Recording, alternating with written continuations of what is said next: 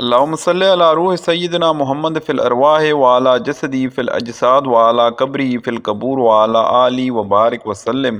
دوستو، کیا آپ جانتے ہیں کہ پینک اٹیک کسے کہتے ہیں؟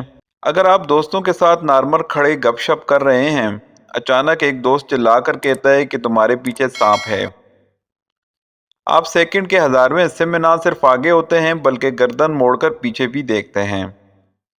اسی دوران سانپ سے وابستہ تمام یادیں، ڈر، خوف، کہانیاں، تصورات فلیش ہو کر آپ کے شعور پر آتی ہیں۔ شعور کے پاس اس کم وقت میں سب کچھ پروسیس کرنے کا وقت نہیں ہوتا۔ وہ ایک مجموعی فیصلہ لیتا ہے اور وہ ہے خوف۔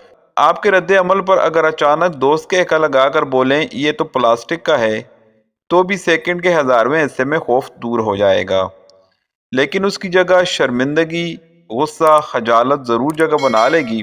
اعصاب کافی دیر تک اس ایک لمحے کی قیمت ادا کریں گے۔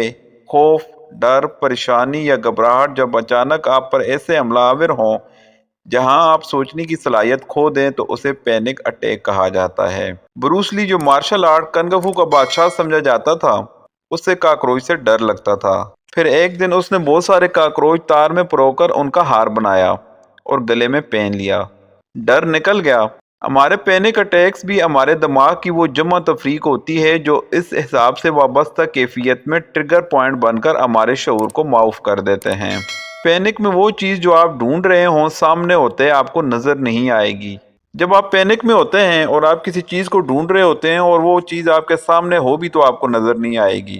آپ کچھ بولنا چاہتے ہیں اور آپ بولنے کی صلاحیت میں بھی ہیں، لیکن جب آپ پینک میں ہوں گے تو آپ کچھ بھی بول نہیں پائیں گے۔